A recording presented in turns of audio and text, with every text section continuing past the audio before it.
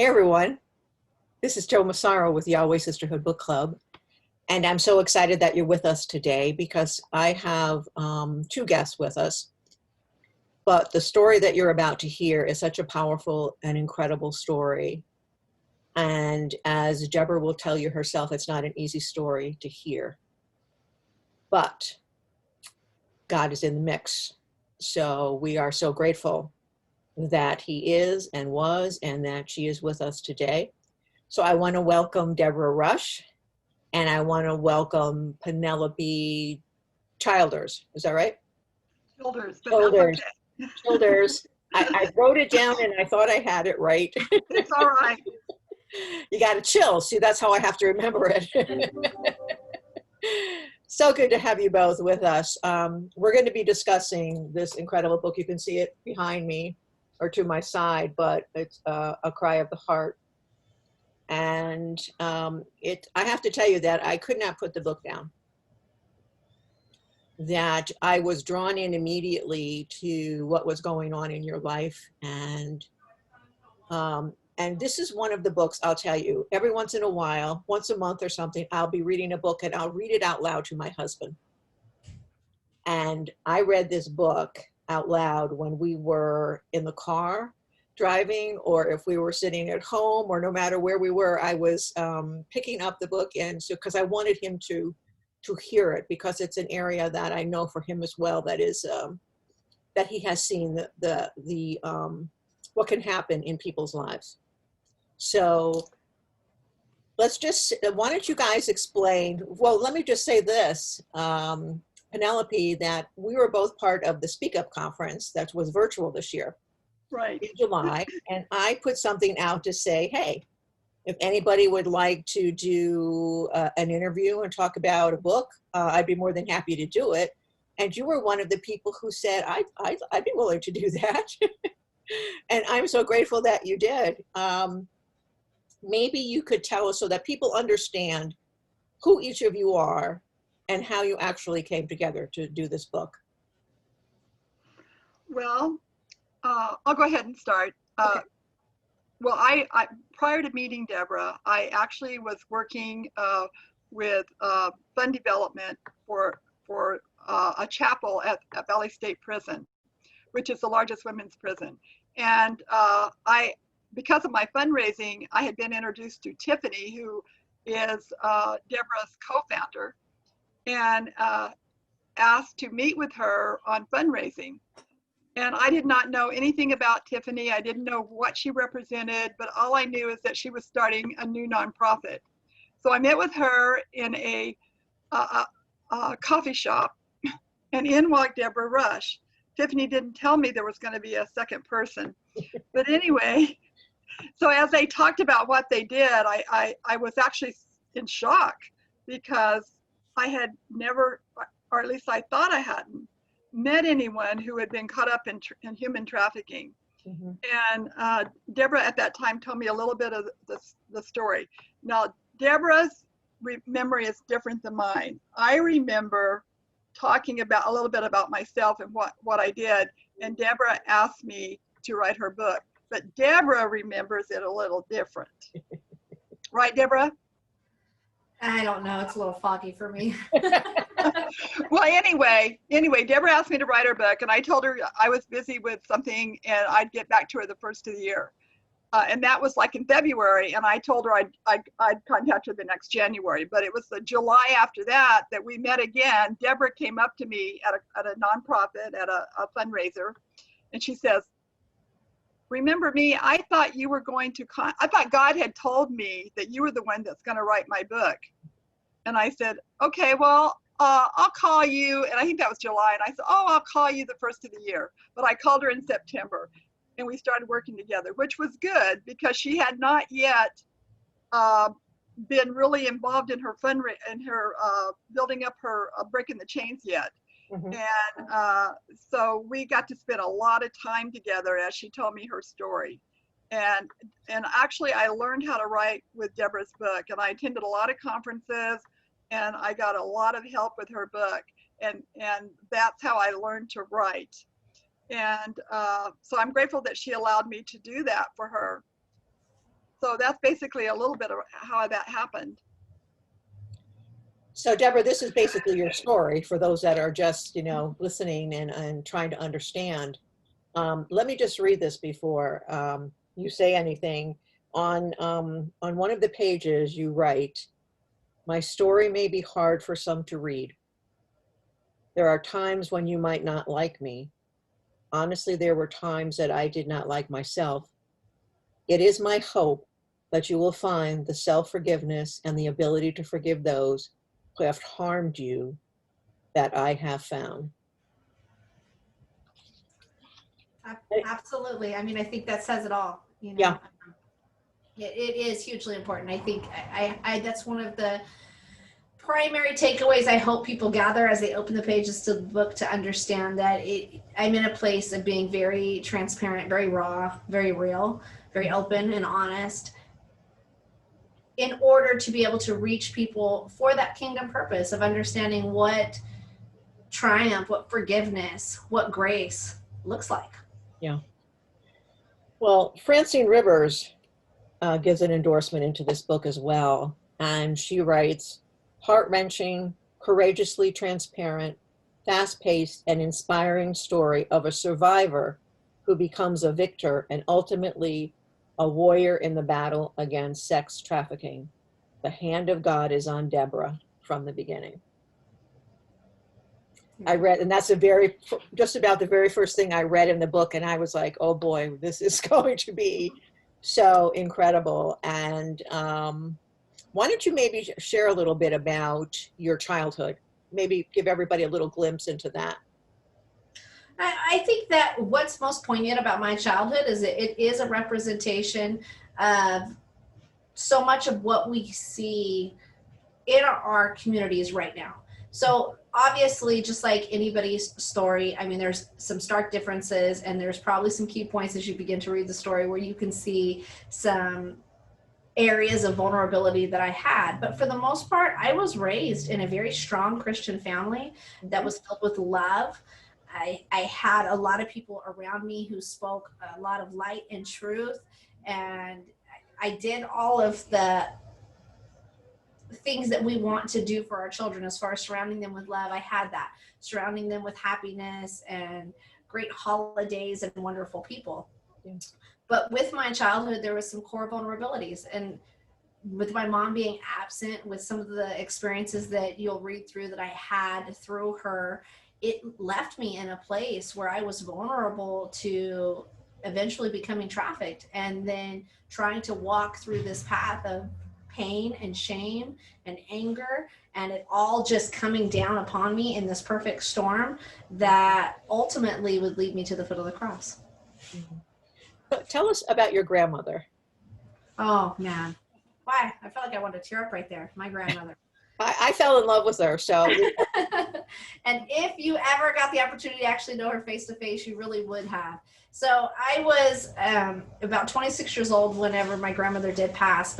And I say that initially to start out, to just for people to understand that the view I'm going to give you of my grandmother is not from just these childhood candy coated glasses, because she very much was a part of my everyday life, my entire life. So my grandmother pretty much raised me. My grandparents did.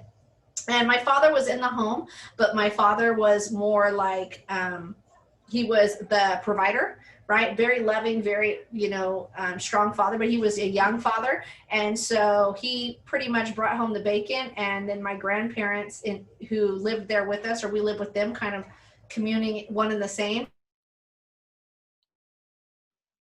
Oops. And my grandmother, I guess to sum it up, I've told people that, and I truly mean this, like, she would wear skirts that went down to her ankles. My grandmother was really old school, very strict, Pentecostal, what we now see more as like apostolic, kind of virtues and values. So she wore, didn't cut her hair, wore dresses. And I would say that if she walked over a puddle and she lifted that dress, I could swear she would have floated across the top of it. She just really had this presence about her that you always knew that she was in the presence of God, that her commune with him was just beyond anything I've ever seen. I mean, still to this day, as a strong woman of God to this day, my foundation is so incredibly strong because of her. God used her in that way. I mean, from, again, stories in the Bible where you'll hear about miraculous healings and, you know, moments where her prayers literally cut through heaven and slammed shut the gates of hell is, was very true. Even to this day, her prayers still continue to be answered, still continue to allow her life and her presence to be just as viable as when she was living and breathing. Yeah. And I think that's what we all want, right? Yeah, I we mean, do. that's my hope. I have to say that she is. I have lots of heroes. I have lots of people that I look up to. And she, even, you know, my father is definitely probably, you know, my number 2, but my number 1 would be my grandmother. I have to say that. Like, if there's anybody, if I had that one choice and they're like, who would you like next to Christ, obviously, right? Yeah, who would you like your life to to most greatly emulate? And it would be her, because that's what I want. I hope that one day when I'm gone, that my legacy leaves such an impact, that my prayer life and my walk with God continues to impact those in the world around me. Amen to that. Oh, yeah. So you met different men in your life that impacted where you were. And maybe if you want to share a little bit about the first time, was it Nelson? And, you know, Well, the first one, and I don't remember what we called him because I know them by their really names. I know who Nelson is in the book. I okay. wish I could remember who Andrew's father is in the book. I don't remember if we called him by his actual name or not. But would be the first person that impacted my life would be my son. So at 16-year-old would be his dad. Mhm. He definitely would be the first person to impact my life, I'd say, in a negative way, as far as on the trajectory of where men would direct me. So at 16 years old, I would get pregnant and give birth to my incredible son, who's now in the U.S. Air Force and giving back and serving his community. He's amazing. I saw that. That is so awesome. Thank you for your service. Yes, that's great. Yeah, I have multiple kids in the military now, so I have a lot of kids who protect and serve. But yeah, his father, who actually on some level is not somebody, again, I think this just goes to speak in forgiveness with each one of these guys. Mhm. I would say him mostly he's somebody that I still care a lot about. Not obviously in a relationship sense, but in, Sure. you know, as a human being, I absolutely do. I think there was a part of me that even still to this day feels a sense of obligation to pray and to just, you know, always hope that he's okay. But we were both teenagers. He was a few years older than me. And whenever we had him, I mean, I think with a lot of teenage pregnancies, and my understanding now as a more frontal lobe engaged and adult and kind of a little bit more wiser in the world, is that I didn't, not that I wanted, praise God, the ability to walk away from my child, but like so many teenage pregnancies, right? The father's in another home, they're not around, and he just kind of went, I can't do this, and walked out. I was only somewhere between, you know, 5 and 6 months pregnant whenever he kind of made that announcement that, you know, I just can't do this. And throughout my son's life, he would pop in and out, just literally for like an hour or two, just to check on my son here and there. He would be there at the birth. And that's been about the equivalent of his involvement in either one of our lives. And so I think that the impact he initially had on me, that it reawakened that sense of abandonment, to have someone, even though he was a male, who had now an obligation to my child. Mhm. I think it did. I really feel like I already had a lot of anger. I already had a lot of emotions from being abandoned by my own mother, and the things that I experienced in my childhood that, again, I want to do too much because I want you guys to read it. It's very impactful.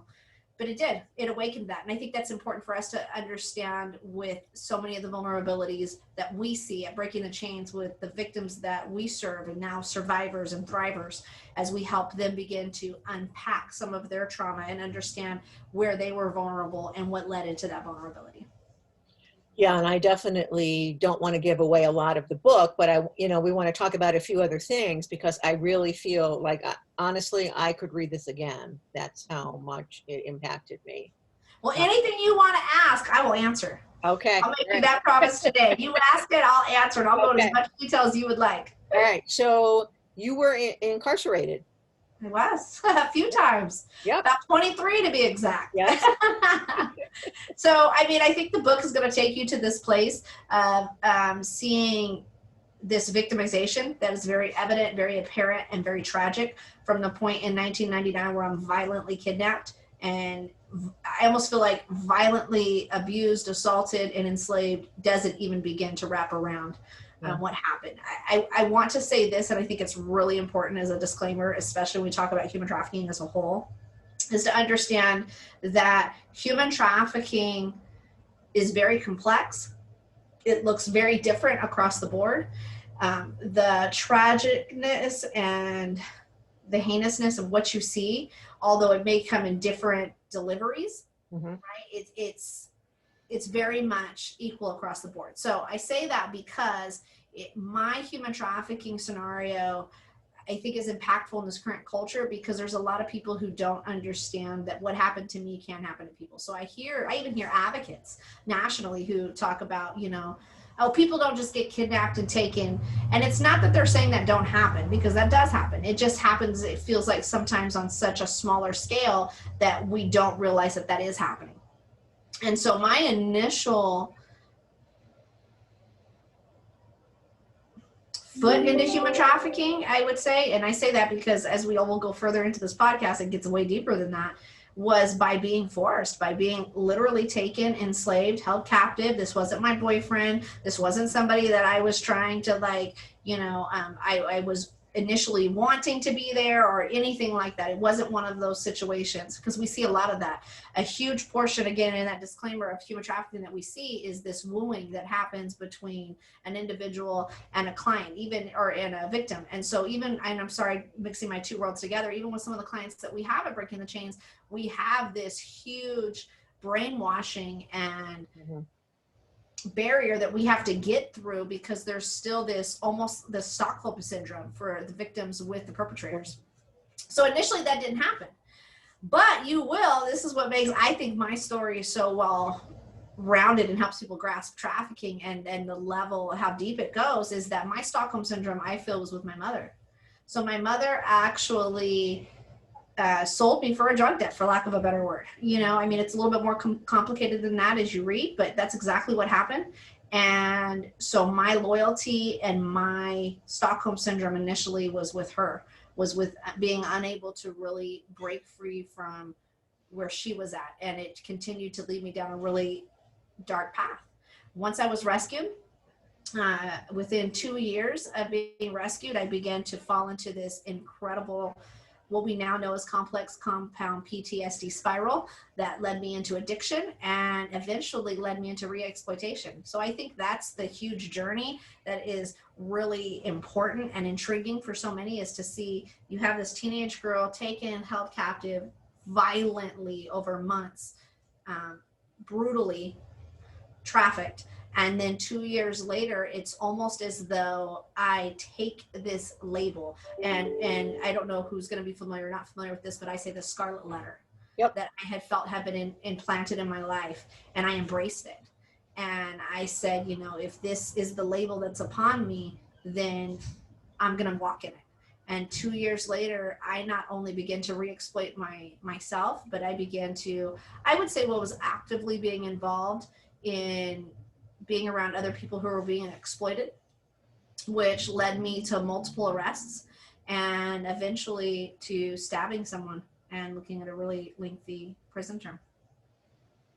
Yeah, and you give us some Can I add areas. something there? Oh, sure, go ahead. One of the things about the book, Debra just gave you some detail. While her story, the details of the story are much more graphic than the way we wrote them.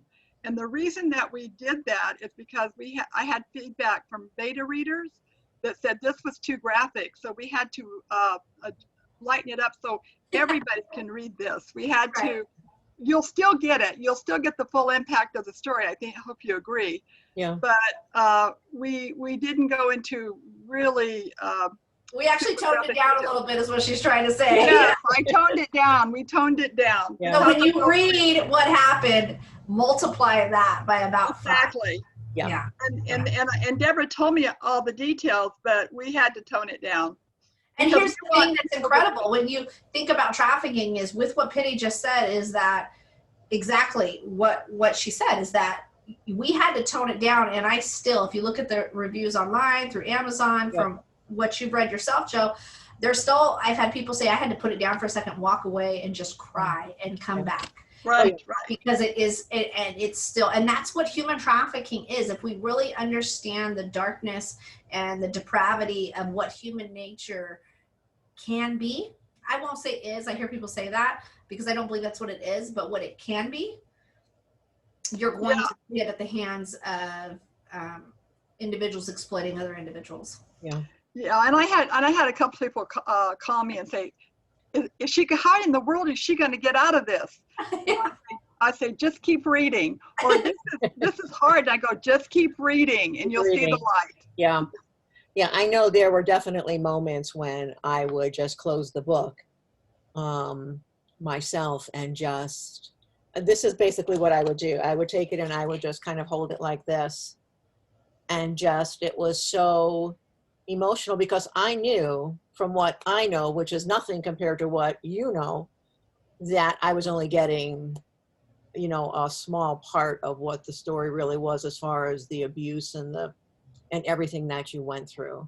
And so I appreciate both of you in telling this story. And you give us, at the end, I'm just going to talk about this. I was going to say this later, but I want to do it now, is you give us some red flags of a sex traffic victim, which I think are important for people to hear.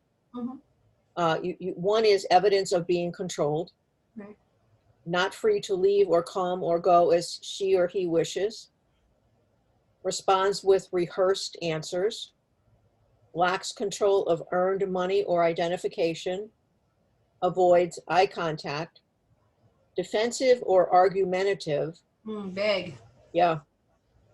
Justifying. You know, there's always going to be things you wish you could add into that. But I have to say, not only is just defensive or argumentative, but that's even one of the bigger ones we talk about in our conferences and stuff, is justifying, right? They justify the situation that they're in, or the person, or why that person seems to have that level of control over them. Yeah.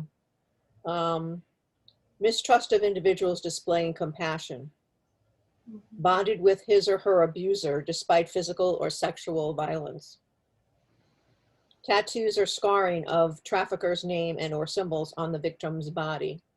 And you can relate to that. Yep, absolutely. I was branded very much, and because this happened before human trafficking advocacy and before the anti-trafficking movement was so prevalent, I was literally branded almost like an animal. So I didn't have, I literally had a property of, with the property of e-money, like literally tattooed on my body. Yep. Visible signs of sexual violence, physical restraint, confinement, or torture, malnourished, exhausted, sleep deprived, poor hygiene. And then I remember, you know, if you think about that and you think about how we can look at those things, there was a point in Los Angeles, California, where in the heat of the summer, I actually, from dehydration, fainted, and an ambulance had to be called. And it was outside of a store that I was attempting to go in to get ice water. And so had medical personnel had the information, you know, based on that, I would have been clearly able to be identified, I believe. I think that our medical personnel, our medical professionals that we have trained, at least I can say in our area, had they come across that situation, I think, and we see it every day here now, where we're at, would have been able to clearly say this is an issue of human trafficking, and that could have been a moment where my life would have changed. Wow. So that's obviously an area that really needs to be taught across the country, across the world, probably. But definitely, you know. So you also say if you suspect someone is being trafficked, contact 1-888-373-7888. And then you have resource YWCA. I just wanted to make sure we got that in there. So let's just say, let's just go back a little bit to, you meet an officer at one point. And is it Freeze? I called him Fries. Yeah, everybody. I used to call him Fries. That's funny that you say that, because when years later, and you know, chapters later in the book, when I would reunite with him, I actually called the police department asking for Officer Fries, and it was funny because at first the lady was like, "We don't have an Officer Fries," and then she kind of giggled. She goes, "Oh, you mean Officer I'm sorry, Detective David Freeze. Oh. And that's when I was like, detective, I guess so. And yeah, as soon as he picked up the other line and said hello, that voice from 15 years ago just filled my whole world with so much peace. Wow. But yes, I absolutely did. And I think it's another huge and a great pivot in this conversation into what we're dealing with right now, right? Regardless, I say this all the time, and I'm not going to make this about the political unrest that we are going through right now, but I have certainly could, but we're not. Right. I've seen the best and I've seen the worst of law enforcement. I have experienced that. In Los Angeles, I was technically raped by Los Angeles officers, right? And re-exploited by them. And at the same time, here in our own community and in other communities, I had this experience with law enforcement that literally was the defining factor that would save my life.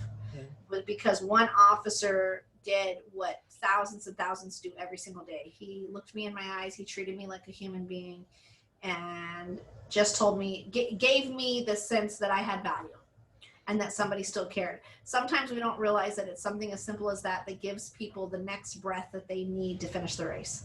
And that's exactly what he did in that moment, is he breathed life into me, even though he didn't realize it, and he was just being the good cop, Christian man that he is. Mm-hmm. And we're so happy because we get to work with him every day now here at Breaking the Chains. Now, there's someone who God puts in your path, and I think, if I remember correctly, I think it's Mrs. Horde. Is that her name? Sharon Yes. Horde. Yes. You want to tell us a little bit about what happened to her? You know, Sharon, I think, is probably right now my closest living example to my grandmother. I'm still so blessed every day when I wake up and she's still here. And I say that because she's getting on in years. And she is absolutely just an extraordinary human being. And I believe personally that she was never could be a replacement, but was almost like my grandmother handed that torch to her. Because again, she just has so many of the same attributes. So pretty much everything I said before traveled on through her. I think what's the funniest part of the story, and I think it actually shocked me because, you know, everybody did individual interviews who's in my story. So just so that everybody knows, that is none of the people, as you go through the commentaries, there's people of different chapters. Those were not my interpretations of what people thought of me or about the situation. Penny did a great job of meeting with them, spending lots of time with them, and they actually wrote their own chapters with Penny. So I was actually a little taken back, but I love her and I love her honesty. Whenever I had to call her after I read the chapter, whenever Sharon had said, at first she didn't like me. Yeah. And this is someone who had known me since I was little, but the adult me, she didn't like. And she actually told God, like, I don't want to go work with this girl. I don't respect her. She's a bad mother. She's a bad person. Like, yuck. And God said, no, you're going to. And again, she's probably one of my biggest cheerleaders right now. Always has been. Sorry. Well, maybe not always, but definitely is now. And if it wasn't for her, right? It just, again, I hope that speaks to people, just like, you know, now Detective Freeze, but Sharon, this was someone who the world had walked away from me, and she wanted to too. And because she listened to his voice, she would come to my house, especially in the beginning when I had first made that pivot to try and do something different with my life, and I gave my life to Christ, and I had the big redefining moment in my life. She came every week, rain or shine, for Bible study.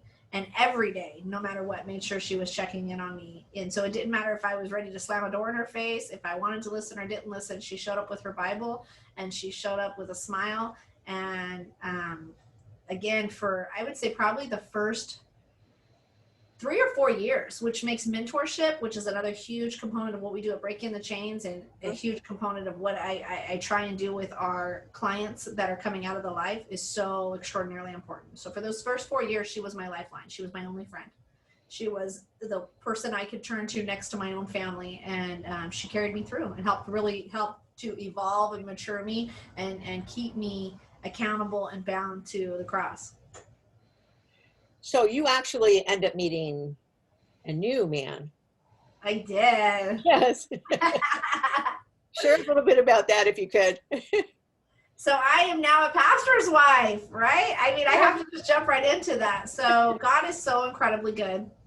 And I have to say, this doesn't line up in the book. It's something that, because I've only been married going on 4 years now, and so it's something we've figured out. But I have to say that it feels like God wanted me to be with him. That was God's original plan for my life the whole time. So me and him actually grew up almost neighboring in the same very small community. So I grew up, you'll find out in the book, in a very small farm town here outside of Fresno, very small, like population, like 800 people. Like, it's not a very big community at all. And he actually was right next to me in the next little farm community of like next to no people. And so it just seemed like, we were doing this throughout our entire life, from groups of people to just places, the whole time. But again, God waits until the timing is right. Amen. Or I don't know if God waits. I think we wait. We don't, we don't, if I would have just got on God's track sooner, God waits for us. Standing there, right? For both of us, because we both made bad decisions. So, but yeah, so he was my senior pastor. That's how I met him. And yeah, our pastor fell in love with me, and and I became Mrs. Rush. And so he absolutely right now is, I know it sounds cliche, but he's my Jerry Maguire. He completes me. Oh, He completes our family. Listen, I love that. Father. I absolutely love it. It's not cliche at all.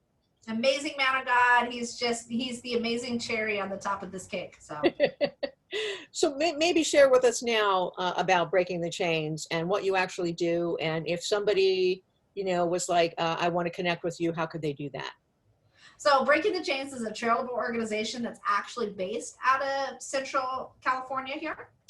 But we are a national organization, and we provide comprehensive case management, one-on-one, boots-on-the-ground services to victims of human trafficking. And we provide those services to minors, adults, male and female, labor and sex.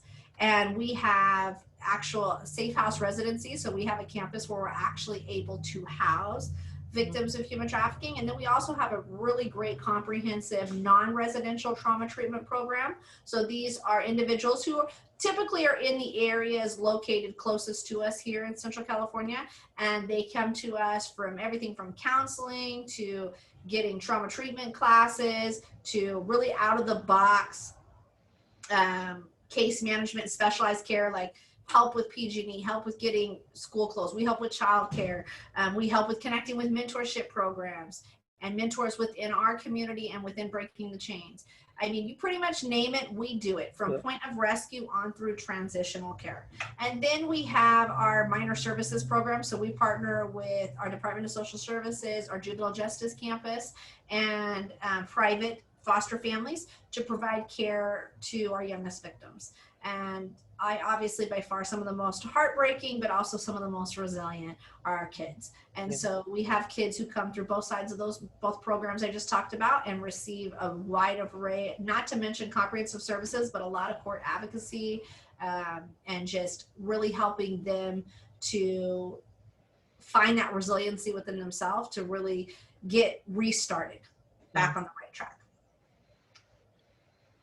If there is someone who is listening, I guess I really want to end with this, because if there's someone who's listening to this and says, I need help and I'm scared, I don't know what to do, where would you have them start?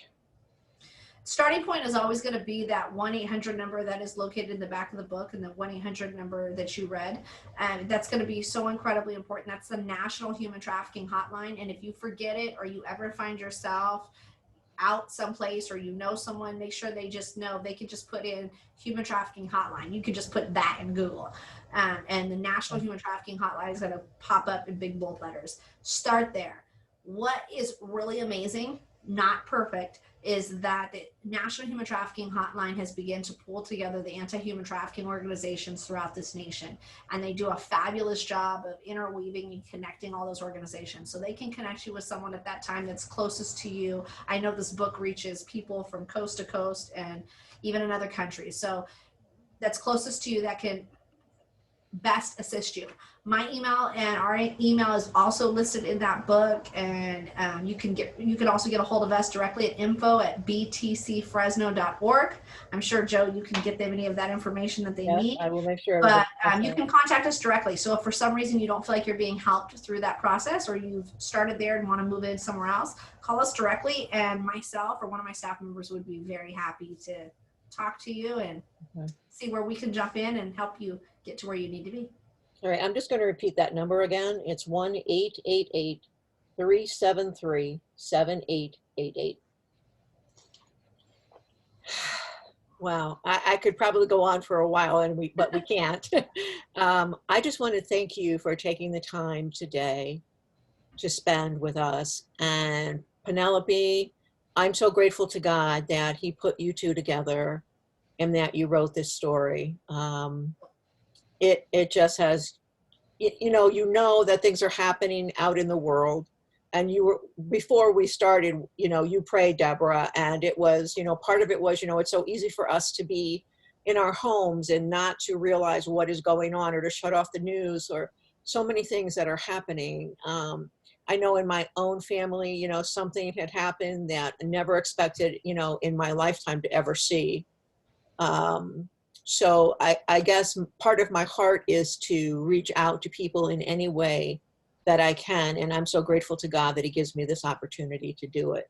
So thank you both so much. And everyone, I'm sure that you'll be hearing from me again because I've got a lot of interviews still coming up from the Speak Up Conference in the next few weeks. So God bless everyone. Thank you both incredibly. It was truly, truly a blessing to have you with us.